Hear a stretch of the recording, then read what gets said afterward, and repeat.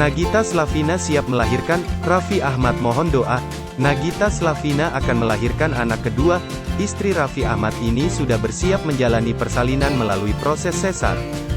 Raffi Ahmad mengunggah foto saat Nagita Slavina hendak masuk ke ruang operasi. Ayah Rafathar Malik Ahmad ini meminta doa kepada warganet.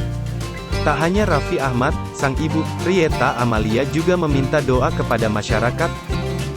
Bedanya, kali ini sang putri sudah berada di kasur. Selain ibu dan anak ini, hadir pula Emi Konita. Mertua Nagita Slavina tersebut juga menemani menantunya melahirkan anak kedua. Sebelumnya, Nagita Slavina sempat curhat kepada Raffi Ahmad merasa gugup jelang persalinan. Apalagi kini ia tahu proses tersebut dilalui dengan sesar. Keputusan Nagita Slavina melahirkan secara caesar bukan tanpa sebab. Itu karena ia menginginkan persiapan yang matang, terlebih di masa pandemi virus corona. Raffi Ahmad sebagai suami berusaha menenangkan sang istri.